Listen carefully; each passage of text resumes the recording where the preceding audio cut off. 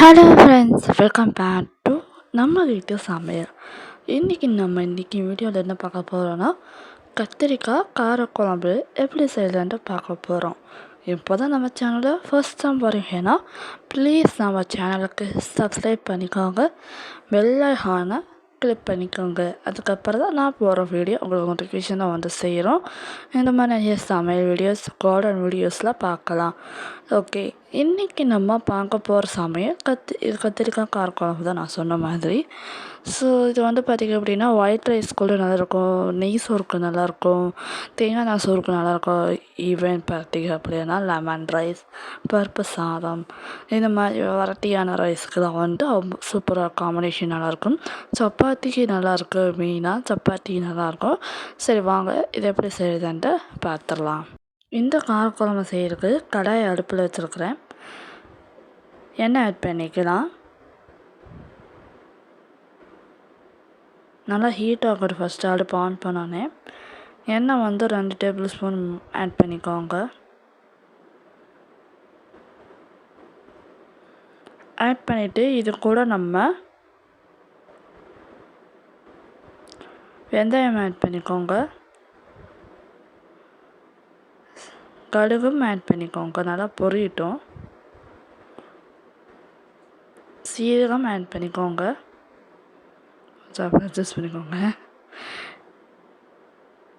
இது கூட நான் வந்து பெரிய வெங்காயம் 1, சின்ன வெங்காயம் ஒரு 15 எடுத்து ஆட் பண்ணிக்கோங்க. இது கூட நம்ம பச்சை மிளகாய் ஆட் பண்ணிக்கலாம். இது வணக்கிறதுக்கு தேவையான அளவு உப்பு. இது கூட நம்ம பூண்டு சேர்த்து வணக்கிக்கோங்க. இது கூட லைட்டாக மஞ்சத்தூள் ஆட் பண்ணி வணக்கிக்கோங்க. இதனால் மிக்ஸ் பண்ணிக்கோங்க. இப்போ நம்ம இது கூட தக்காளி ஆட் பண்ணிக்கலாம். தக்காளி ஆட் பண்ணிவிட்டு நல்லா வணக்கிக்கோங்க. ஸோ வணக்கிட்டு நம்ம என்ன பண்ணணும் அப்படின்னா,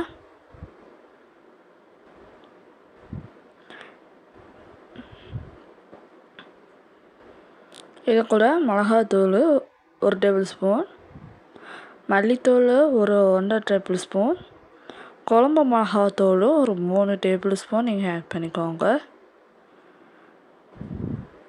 கரம் மசாலா லைட்டாக போட்டுக்கோங்க. அவ்வளோதான். போட்டு நல்லா மிக்ஸ் பண்ணி விட்டுக்கோங்க. கத்திரிக்காய் ஆட் பண்ணிக்கலாம்.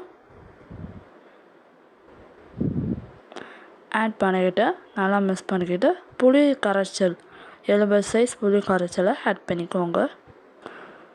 நல்லா கரைச்சிட்டு இதுக்கு தேவையான குழம்புக்கு தேவையான அளவு உப்பு பார்த்துட்டு தேவையான அளவு தண்ணி ஊற்றிட்டு எண்ணெய் பிரிஞ்சோடனே நீங்கள் ஆஃப் பண்ணிங்கன்னா அவ்வளோதான், காரக்குழம்பு ரெடி ஆயிடுச்சு.